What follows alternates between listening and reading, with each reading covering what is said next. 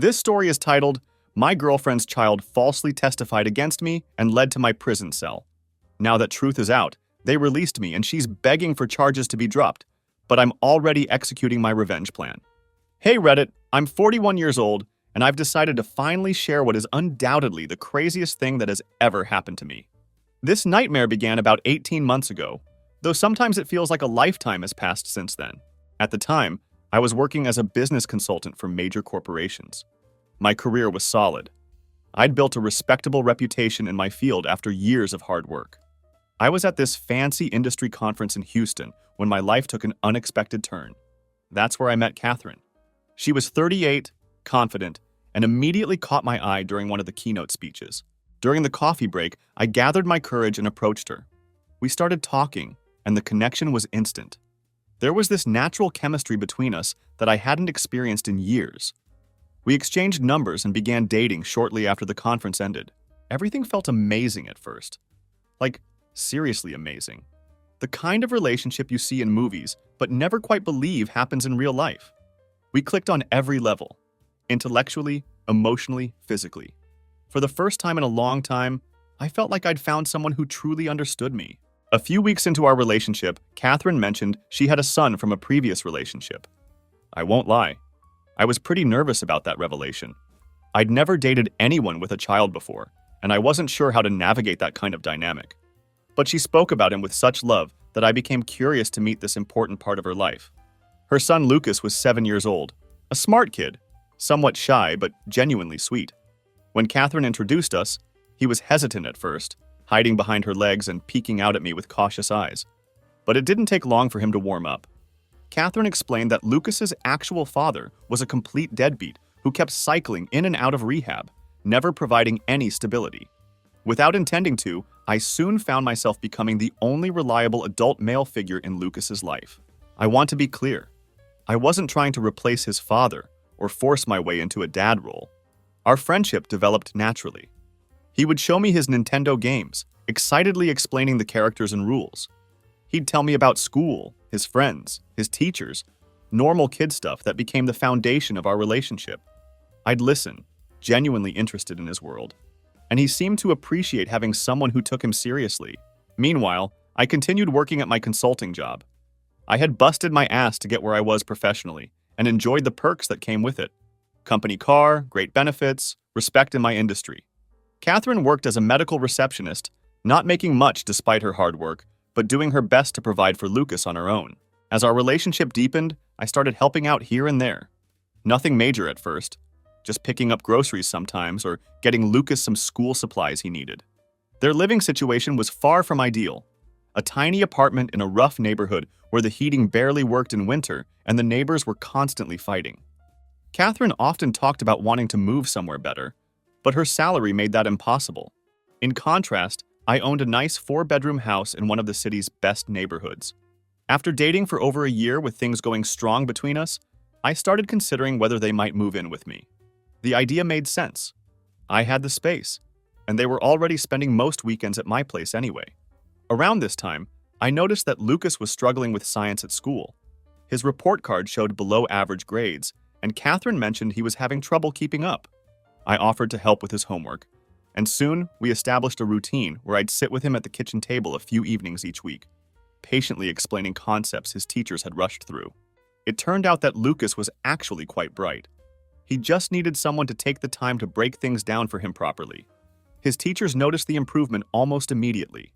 His grades began to climb, and his confidence along with them. Catherine made a big deal about it, constantly telling me how great I was with him and how no one had ever taken such an interest in his schoolwork before. I can't deny it, that felt really good. I'd learned years ago that I couldn't have children of my own.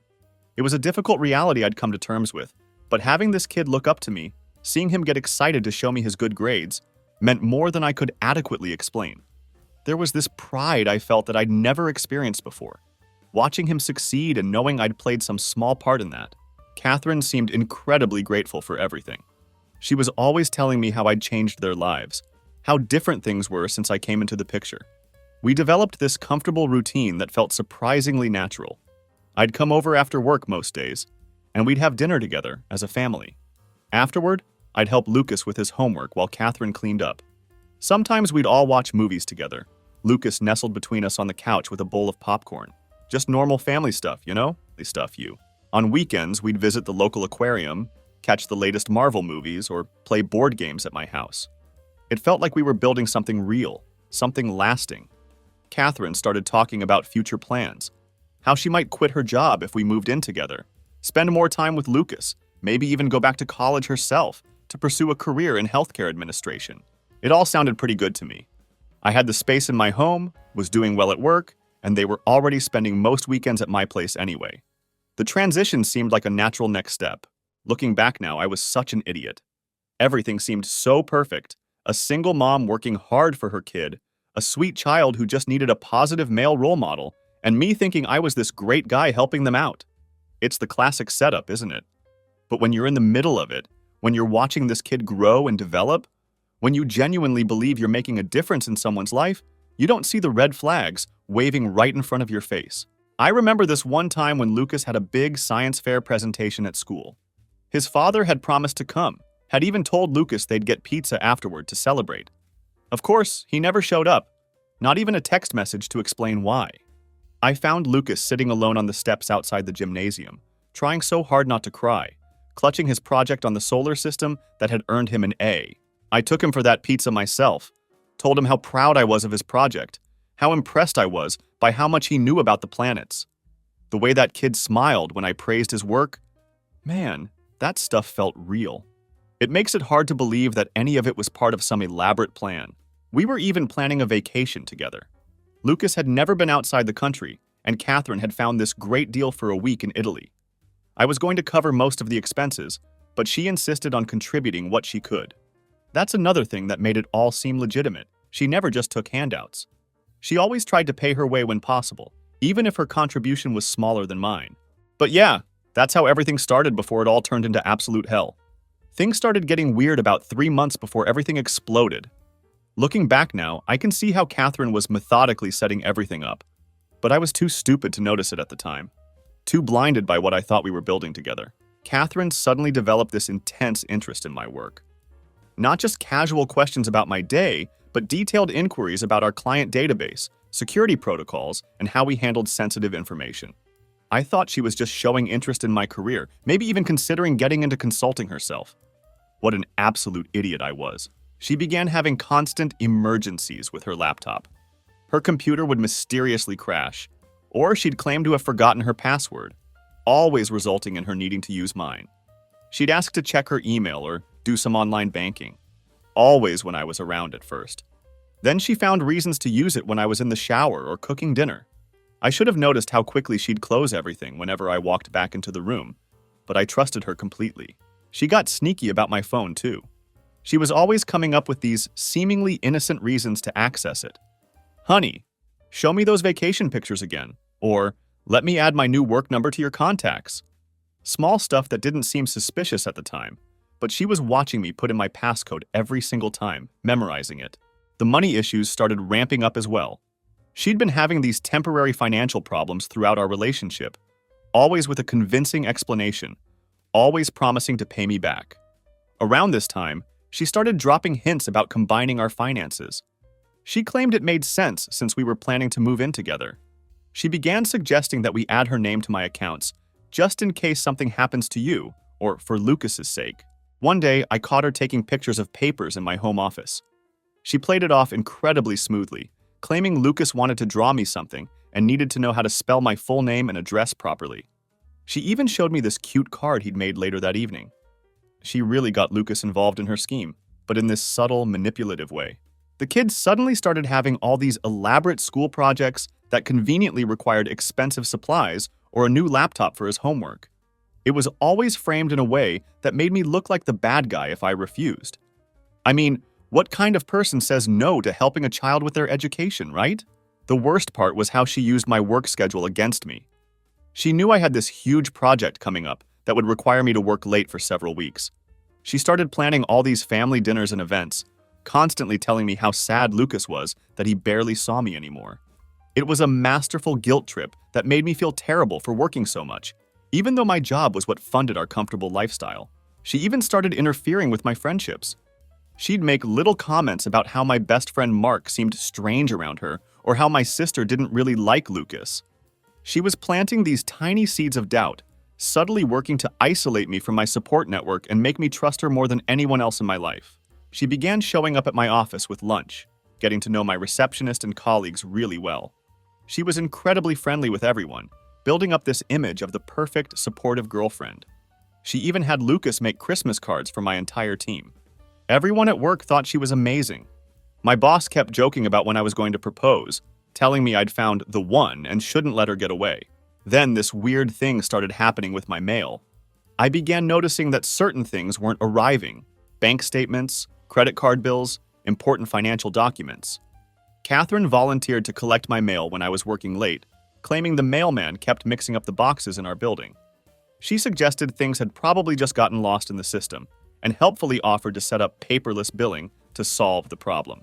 Yeah, real helpful. She made everything seem so natural, so inevitable, like we were just moving toward this perfect future together. I wanted to believe it. I wanted to believe I had finally found something real, that this family we were building wasn't just in my head. But there were moments, tiny, fleeting moments, where something felt off. This weird tightness in my chest when she'd bring up finances, a split second of hesitation in her voice when she'd talk about our future. I'd shake it off, tell myself I was just being paranoid or overthinking things. After all, wasn't this what I wanted? A family? A place where I truly belonged? I ignored the nagging feeling in my gut, let myself get swept up in the dream she was spinning. And that was my biggest mistake. I should have trusted my instincts, should have seen what was happening right in front of me.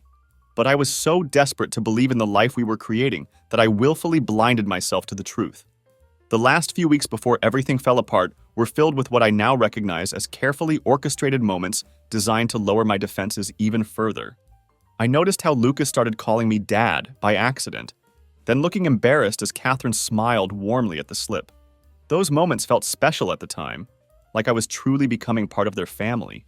Catherine and I had serious conversations about our future together. We discussed marriage, additional children, retirement plans, all the things you talk about when you're building a life with someone. We even started looking at engagement rings online, with her subtly pointing out styles she preferred. I was genuinely enjoying these moments, thinking I'd finally found the family I'd always wanted. I never expected what would come next. Everything went sideways on a Wednesday morning. I was in a big team meeting, presenting quarterly reports to the executives at my company. It was an important presentation that I'd spent weeks preparing for, and I was focused on delivering the information clearly and confidently. My phone kept buzzing in my pocket, but I ignored it. In my position, stepping out to take a call during a presentation to the executive team would have been career suicide. As soon as the meeting finished, I checked my phone and saw 4 missed calls from our reception desk. It was strange, but not immediately alarming. I figured maybe Catherine had tried to drop off lunch or something similar. I headed back to my office, still riding the high of a well-received presentation. That's when I saw them. 2 police officers talking to my boss outside his office. Even then, I didn't think it was about me. It's funny how your brain works in moments like that, how it tries to protect you from the unthinkable. I thought maybe there had been a break-in at the office or an accident in the parking garage. My boss saw me approaching and got this really weird look on his face, a mixture of discomfort and pity that made my stomach drop. He called me over and the police officers turned around. I can still feel that moment in my gut, that exact second when my normal life ended. They started saying something about needing to ask me questions. I remember nodding mechanically, thinking there must be some mistake, some misunderstanding they needed my help clearing up. Then they started reading me my rights, right there in the middle of my office, in front of everyone. The words didn't even register at first. They were just sounds without meaning as I tried to process what was happening. I looked at my boss, desperately hoping he would say something. Stop this madness, tell them they had the wrong person. But he just looked away, unable to meet my eyes. The walk from my office to the police car was the longest of my life. People were staring. Someone was even filming on their phone, probably hoping to catch the next viral video of a white-collar criminal being taken down. Absurdly, I kept thinking about my presentation, about the quarterly reports I hadn't finished explaining. My brain was latching onto the mundane, the normal, as everything else fell apart around me.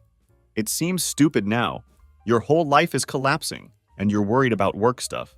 But I think that's how shock manifests sometimes. They put me in an interview room at the police station. The room was small, with harsh fluorescent lighting and a metal table bolted to the floor. That's where they told me why I was there, what I was being accused of. The words they used, I can't even write them here. Accusations about Lucas, about what they were saying I had done to him. Horrible, unimaginable things. I threw up right there in the interview room. The officers had to stop everything, get someone to clean up. I kept insisting they had it wrong, that I'd never hurt Lucas, that I loved that kid like he was my own. They just kept asking the same questions over and over. When was the last time I was alone with him? Had anyone else ever expressed concerns?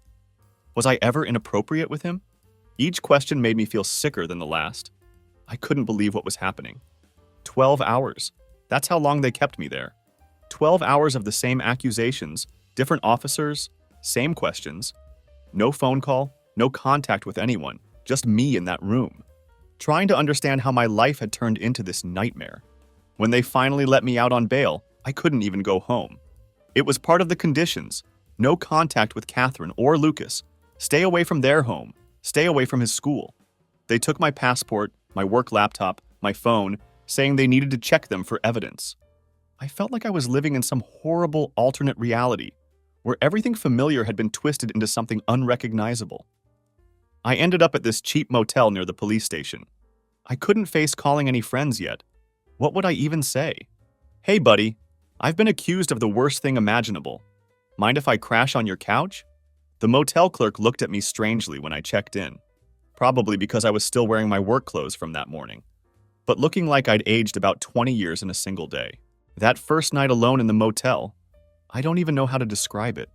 I kept having these panic attacks, waves of terror washing over me as I struggled to breathe.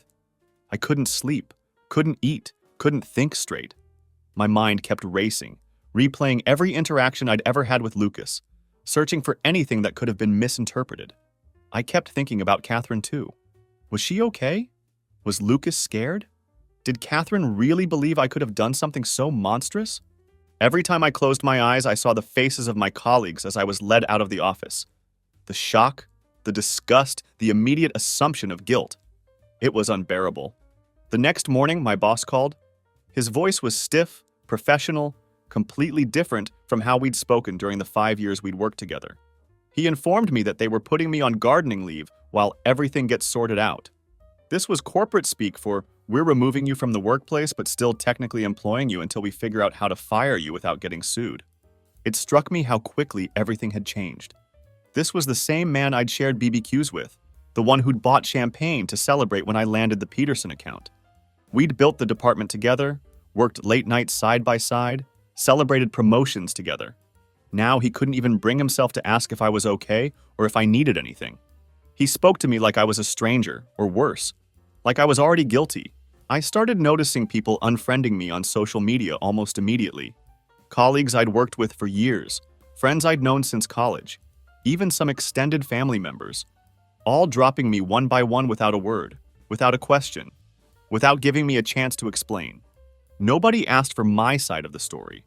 They just cut me off completely, as if I'd already been tried and convicted.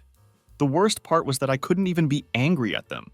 If someone had told me these kinds of accusations about someone else, even someone I'd known and trusted, I probably would have reacted the same way.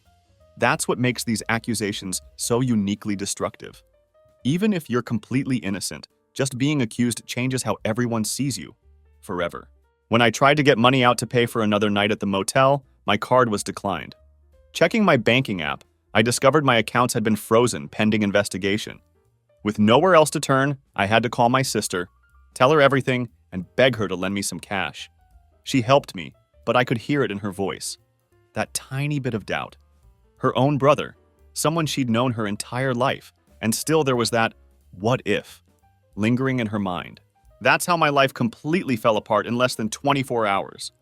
I went from being a respected professional with a bright future to having nothing, no home I could return to, no access to my money, no friends to turn to. I was just sitting in a cheap motel room with peeling wallpaper and a broken air conditioner, watching my phone light up with notifications of more people unfriending me, waiting to find out if I'd ever get my life back. You know that movie Castaway with Tom Hanks? That's what it felt like. Except instead of being stranded on some tropical island, I was stuck in this crappy motel room, watching my whole life implode through the screen of my phone. I was completely isolated, cut off from everything familiar, everything that made me who I was. My work situation deteriorated rapidly. HR sent an email about a formal review meeting to discuss my position within the company. This was just corporate jargon for finding a legally defensible way to terminate my employment. It didn't matter that I hadn't been convicted of anything, or that the investigation was still ongoing. Just being accused was enough to make them want me gone, to erase any association with me.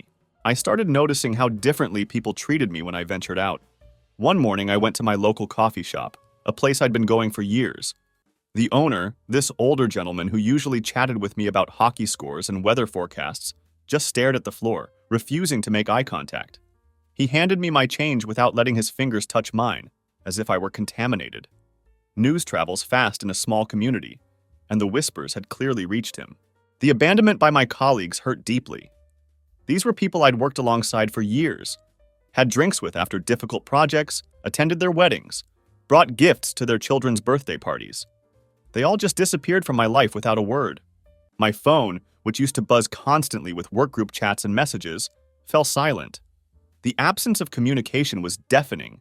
Even my best friend Mark, whom I'd known since our college days, sent a text saying he needed some space to process things.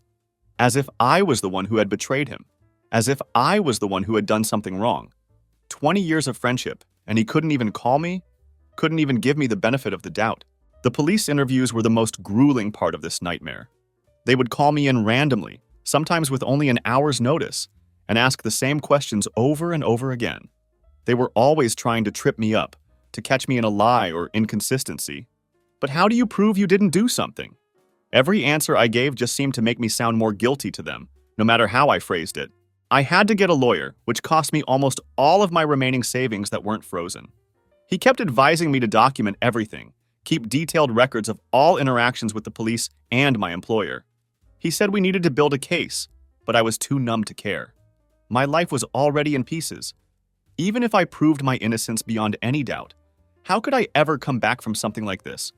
How could I reclaim my reputation, my career, my relationships? Some days, I'd drive past Lucas's school, just to torture myself, I guess. I'd sit in my car across the street, watching all these parents picking up their kids, living their normal lives, taking for granted the everyday moments I'd lost. Meanwhile, I couldn't go within 500 meters of Lucas because of my bail conditions. The same child I'd helped with homework, driven to soccer practice, the kid who had made me those heartfelt, world's best almost dad cards. I was now legally banned from even seeing him. The irony was unbearable. I had a meeting with HR and my boss about my position at the company. They sat across from me with these fake sympathetic expressions, talking about company reputation and their duty of care to other employees. They spoke as if I was some kind of threat to workplace safety, as if the accusations against me somehow negated the 5 years I'd given to that company. I'd won them awards, brought in big clients, worked weekends and holidays to meet deadlines, but none of that mattered anymore. I was toxic by association, a liability they needed to distance themselves from. My sister tried to help me through this nightmare, bless her. She would bring me food, clean clothes, and basic necessities to the motel where I was staying. But I could see it wearing her down too.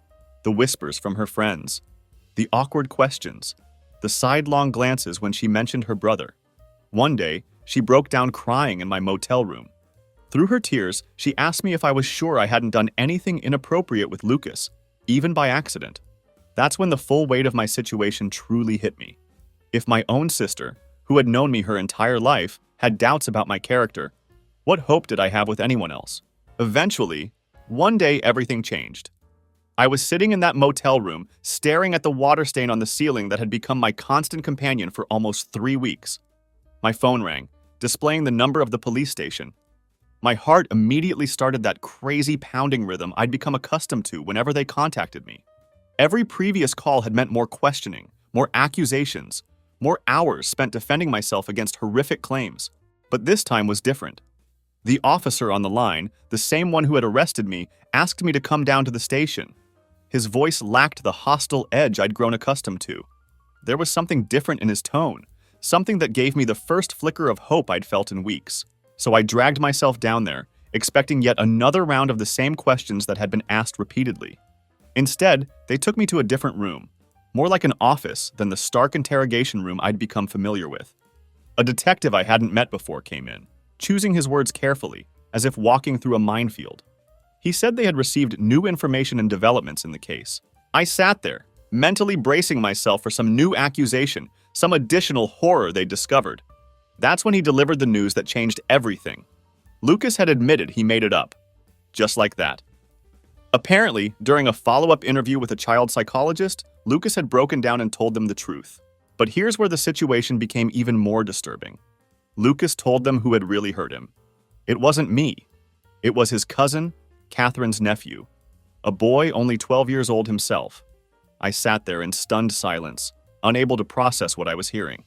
The detective continued talking, explaining something about how children sometimes displace trauma, how Lucas was afraid to accuse his cousin because it would cause family problems. All I could focus on was the singular, overwhelming fact. I was innocent, and now they knew it. They handed me an official letter stating that all charges against me were being dropped. It was just a piece of paper, but it felt like I was holding my life back in my hands, the first tangible evidence that this nightmare might eventually end. But then the detective said something that made my blood run cold.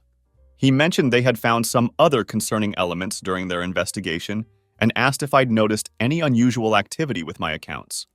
That's when everything clicked into place. All those times Catherine had used my laptop, the missing mail, the strange charges I'd noticed but dismissed because I trusted her implicitly. With shaking hands, I pulled up my banking app right there in front of the detective. I started going through transactions I hadn't been able to access while my accounts were frozen. What I found was staggering. There were transfers I'd never made, credit cards I'd never applied for, loans in my name I knew nothing about. She'd been methodically setting this up for months, using the accusations against me as a smokescreen while she drained everything she could get her hands on. She had even tried to refinance my house. The paperwork was pending when I was arrested. The detective explained that they'd found evidence on Catherine's phone, texts to someone about getting everything in place before the accusations happened. She knew. She knew what her nephew had done to Lucas, and instead of protecting her son, she used it as an opportunity to destroy me financially. She had orchestrated the whole thing, coaching Lucas on what to say, preparing her exit strategy, all while playing the role of the loving, supportive girlfriend. I sat there in that office for hours, making statements, signing papers. They said they would investigate the fraud, but honestly, I didn't even care about the money anymore. All I could think about was Lucas, this poor innocent child, hurt by someone he trusted, then manipulated by his own mother into accusing an innocent person. I had a moment where I nearly threw up again as I remembered all those times Catherine would leave Lucas with her sister's family, saying it was good for him to spend time with his cousin. She had to have known what was happening, but she was so focused on her plan, on setting me up, that she let it continue. When I finally left the station, I just sat in my car in the parking lot and cried. Not even sad crying, just this weird, empty feeling of release. I thought about everything I'd lost, my reputation, my job, my friends, and for what? So Catherine could use her own child's trauma as a cover for stealing from me? It was incomprehensible. I started getting messages from Catherine almost immediately after I left the police station. She must have heard that the charges were being dropped. The first one was this long, rambling paragraph about how sorry she was, how she did it because she was desperate, how she still loved me despite everything that had happened.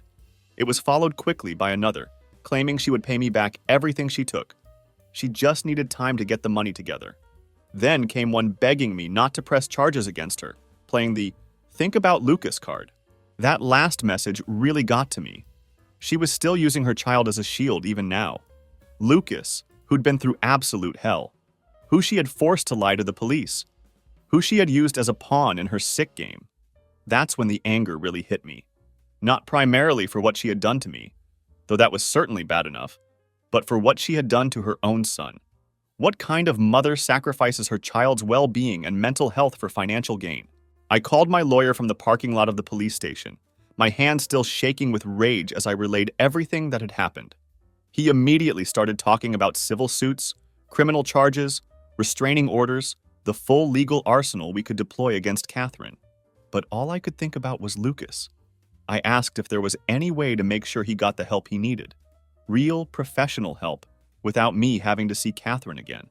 I couldn't bear the thought of facing her, of hearing her excuses and lies. The detective called me again that evening. He informed me that they had picked Catherine up for questioning about the fraud. According to him, she broke down almost immediately and admitted everything. She claimed she did it because she had accumulated massive gambling debts, that there were people threatening her if she didn't pay up. Always an excuse, right? Some external force that supposedly compelled her to behave the way she did, never taking real responsibility for her actions. But then the detective told me something that made everything even worse. Something that completely shattered any remaining sympathy I might have had for her. This wasn't her first time pulling this scam. There were other men, other accusations, other cities where she'd done the same thing. Even more shocking, Lucas wasn't her only child. She'd lost custody of another child years ago in a different state under suspicious circumstances. And just like that, her whole desperate single mom act started falling apart in my mind. All those stories about struggling to make ends meet, about Lucas's father being an irresponsible deadbeat, about her doing everything she could to give her son a better life. It had all been carefully crafted manipulation. I'd been played from the very beginning, targeted specifically because of my financial stability and my desire for a family. When Catherine's case went to court, she tried to sell the same sob story to the judge, crying about how she was just trying to give Lucas a better life, how she had no choice, how she never meant for things to go this far. It might have worked if she wasn't a serial scammer with a documented history of similar behavior. 3 of her previous victims came forward during the proceedings. She'd pulled the same stunts on all of them, with extensive documentation to prove it. One man nearly lost his house. Another was falsely accused of abuse, just like me. The third went bankrupt trying to support her and her extravagant lifestyle. The prosecution's masterstroke came when they played a recording of Catherine, laughing about how men are so easy to control, how predictable and manipulable we are when there's a child involved. The courtroom fell silent. Catherine went pale. Even her lawyer seemed taken aback by this evidence. The final blow came when the judge asked why, if she was so desperate for money to pay off dangerous people, she had wired thousands of dollars from my stolen accounts to an online casino just weeks before my arrest. The prosecution pulled up the bank records, showing direct transfers from my accounts to various gambling websites. Catherine's lawyer stammered, unable to formulate a response. Catherine herself broke down, her carefully constructed facade crumbling completely. For the first time, she seemed to realize that her usual tactics weren't going to work, that she had finally been caught in her own web of lies. She made one last desperate attempt, begging and pleading, playing the victim card one more time, claiming she was just a mother who wanted the best for her son. The judge wasn't moved. "A good mother doesn't use her child as a weapon," he said, his voice cold with contempt. Catherine was sentenced to 4 years in prison with no possibility of parole, no leniency despite her tearful performance. As she was being led away by court officers, she tried to make eye contact with me, silently pleading for intervention, like I was supposed to forgive her, like I was supposed to save her after everything she'd done. She mouthed, "Please help me," as they took her through the side door. I turned my back and walked out of the courtroom, but my whole body went cold with the realization of just how completely I'd been deceived. All the stories about Lucas's dad being in and out of rehab, about her struggling as a single mom, about her terrible ex who had abandoned them. How many of those were lies? How much of the person I thought I knew was real? How much of the relationship I had treasured was just an elaborate con designed to gain access to my finances? After everything was revealed, and my eyes were finally open to the reality of the situation, something in me just snapped. Not in a violent way, but more like I finally woke up from a long, debilitating fog. All that confusion and depression that had consumed me for weeks suddenly transformed into a cold, focused anger. I decided then and there that I wasn't going to be Catherine's victim anymore. I wasn't going to let her destroy my life and walk away with a slap on the wrist. I hired the best fraud lawyer I could find, maxing out my last clean credit card to pay for his retainer. It was worth every penny. This guy took one look at my case and actually smiled, a predatory grin that told me Catherine had made some amateur mistakes in her paper trail that would make our case relatively straightforward. He assured me that we could not only secure a conviction, but potentially recover a significant portion of what she had stolen. Remember that detective who told me about Catherine's past victims? Well, I had my lawyer contact them. Turns out Catherine had a very specific pattern. She'd done almost identical scams in 3 other cities, always targeting successful professional men, always using her child as part of the con. But she'd always managed to skip town before things got too hot, before her victims could build a solid case against her. Not this time. This time, she had finally pushed things too far, and she wasn't going to escape the consequences. I gave the police everything. Every email, every text message, every bank statement showing unauthorized transactions. Those pictures she had taken of my personal documents in my home office? She wasn't as tech-savvy as she thought. The photos still had their original metadata, showing exactly when and where they were taken.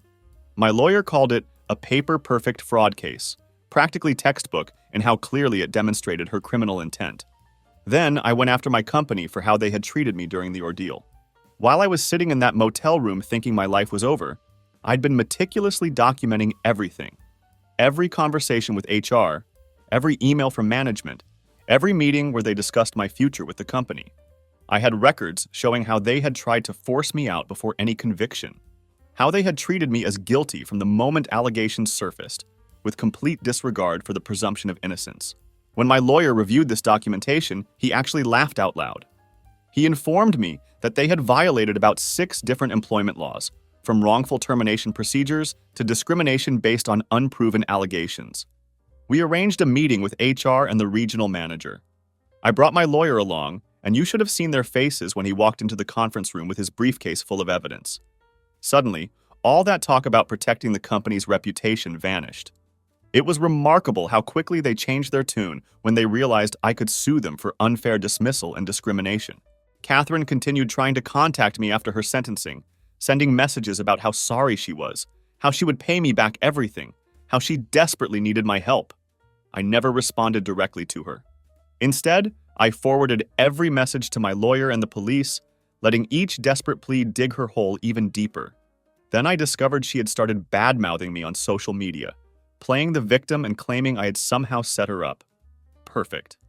My lawyer said that was exactly what we wanted. More evidence of defamation, more proof of her character and intentions. Every post, every comment, every lie she told just strengthened our case against her. Remember those friends who had ghosted me the moment accusations surfaced? They started crawling back once the truth came out. Mark, my supposed best friend for 15 years, tried to act like nothing had happened. "Just looking out for the kids, mate," he said, as if that justified abandoning me in my darkest hour without even asking for my side of the story. I blocked his number without hesitation. Some betrayals can't be forgiven. Some bridges can't be rebuilt. During the legal proceedings, we uncovered that Catherine had been lying to Lucas about his real father as well. The man wasn't a deadbeat in and out of rehab as she had claimed. She had systematically kept them apart with false accusations and manipulative tactics. My lawyer helped me collect and provide this evidence to the father's attorney. As a result, Catherine now faced additional charges of interference with custody on top of everything else. My company, desperate to avoid a public lawsuit that would expose how they had mistreated an innocent employee, settled out of court. The terms included full back pay for the entire period I was placed on leave, hefty compensation for emotional distress, and a glowing reference for my next job application. They even offered to keep me on with a promotion, but by then, I was done with them. I couldn't imagine walking back into that office, facing colleagues who had believed the worst about me without question. Lucas went to live with his father, who turned out to be a stable, caring parent who had been fighting for greater access to his son for years. The boy was finally getting proper counseling to deal with both the abuse he had suffered at his cousin's hands and the manipulation he had endured from his mother. I sent him a letter through his therapist, telling him that none of this was his fault, that he was just a kid caught up in Catherine's cruel games. I'm not sure if he'll ever read it, but it felt like the right thing to do. Despite everything, I still cared about that child's well-being. So here I am, writing this 6 months since everything went down. 6 months since Catherine received her sentence. 6 months since Lucas went to live with his father. 6 months of slowly, painfully putting my life back together piece by piece. First off, Catherine's in prison now, serving a 4-year sentence. With good behavior, she'll probably be out in 2 years, but that's still time for me to heal and rebuild without looking over my shoulder. Her family tried reaching out to me after the sentencing, claiming they had no idea about her past, about the other men she'd scammed, about what she had done to Lucas. I find that hard to believe. Blocked their numbers too. I have no interest in maintaining any connection to that part of my life. The financial situation is still messy. Insurance covered about 60% of what she stole from me, but I'm still fighting to recover the rest. My lawyer says we might be able to get some restitution from her family, as evidence suggests they were keeping some of her ill-gotten earnings for her. Karma has a funny way of coming back around. The work situation actually turned out surprisingly well. After the settlement with my former company, I used some of the money to start my own consulting business. I'm working from home most days, choosing my own clients carefully and setting my own hours. The pay isn't as good as my old corporate job yet, but I don't have to deal with office politics or people whispering behind my back. The freedom and peace of mind are worth the temporary reduction in income. The hardest part of this whole aftermath was dealing with a letter from Lucas. The kid wrote to me from his new home with his father. His therapist had clearly helped him write it. You could tell because it was all proper and formal. Nothing like the notes he used to leave on my refrigerator with crooked handwriting and drawings in the margins. In the letter, he apologized for lying about me.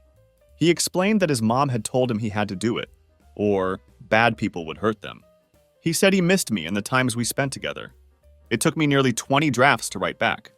What do you say to a child who was used as a weapon against you, but who was also a victim himself? Eventually, I settled on a simple, honest approach. I told him none of it was his fault, that he was just a kid caught up in adult problems beyond his control.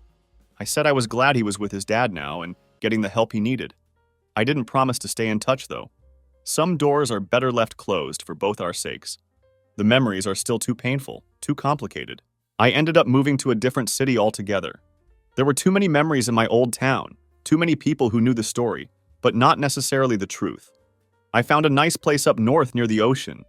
Different scene, different people, a chance to start fresh. Nobody here knows me as that guy who got accused or Catherine's ex. I'm just the new guy who works in consulting and goes running on the beach every morning. Dating again? No, not yet. I've got some serious trust issues to work through first.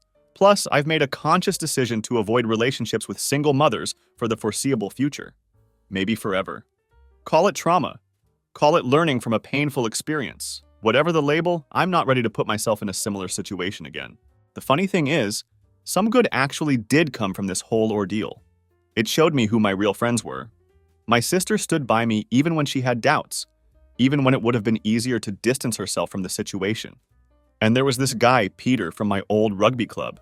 He was the only one from my social circle who actually asked for my side of the story before passing judgment. They're the only people from my previous life that I still maintain regular contact with, and our relationships are stronger for having weathered this storm together. The other day, I was going through some old boxes that I still hadn't fully unpacked after the move. I found those Father's Day cards Lucas had made for me. I nearly threw them out in a moment of anger, but ended up keeping them. Not because I missed those times. Now I know they weren't even real, just part of Catherine's elaborate performance. But as a reminder to trust my gut next time something feels off. There were warning signs I ignored, moments of discomfort I dismissed. I won't make that mistake again. Catherine still tries to contact me sometimes. Last month, she got her sister to pass me a letter saying she's changed in prison and wants to make amends. The return address went straight into the trash. Some people don't deserve second chances, and I have no obligation to participate in her redemption story. That's where things stand now. My life is different, but not all bad. I've got my own business that's slowly growing. I'm living in a new city where I can walk down the street without wondering who's heard what about me. I'm making a fresh start. Yes, I still have trust issues to work through. I still jump when my phone rings with an unknown number. But I'm getting there, one day at a time. I think the biggest lesson from all of this is that sometimes the happy ending isn't getting everything back exactly as it was before. Sometimes it's about building something new from the wreckage, something that might not be as shiny or perfect as what you had before, but is stronger, more authentic, more resilient. Oh, and for those wondering, yes, I did eventually get a dog. This big rescue mutt who's just as messed up as I am in his own way. We're figuring things out together, healing at our own pace. There's something therapeutic about caring for another living being who depends on you, who gives unconditional love without ulterior motives. Final update for those asking about Catherine's legal situation. I just heard that she lost her appeal. She's serving the full 4 years of her sentence. Sometimes justice does work out the way it should. That's all I've got for now. Sometimes just being okay is enough. Has anyone else ever experienced something similar or been falsely accused? How did you rebuild your life afterward? Any advice would be appreciated.